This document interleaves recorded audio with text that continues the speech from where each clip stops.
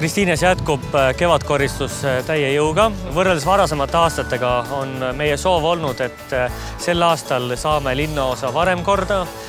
Aprilli lõpuks on kõik linnaosa puhas ja kevadkoristus lõpetatud.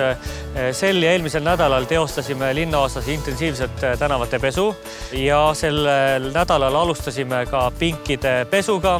See on siis täiendav töö, mis on juurde tellitud, mida tavapäraselt eelmistel aastatel me ei ole teostanud, kuid sellel aastal seoses eriolukorraga ja viiruse levikuga on meie soov olnud tõsta kevadkoristuse taset.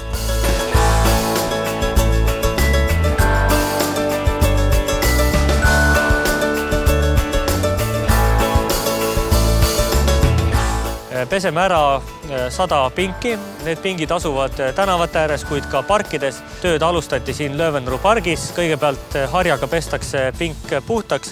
Seejärel surveveega see pink loputatakse.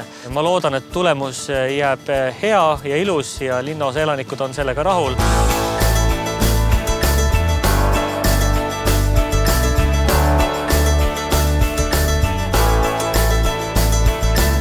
Intensiivselt koristus- ja haljastustööd käivad, tänavad saavad puhtaks, haljasalad koristatud. Me veame hetkel välja talvel kogunenud tolmu ja muud prügi ja loodame, et see eriolukord lõpeb võimalikult kiiresti selleks, et inimesed saaksid jälle tulla nautida seda Kristiine rohelust ja parke.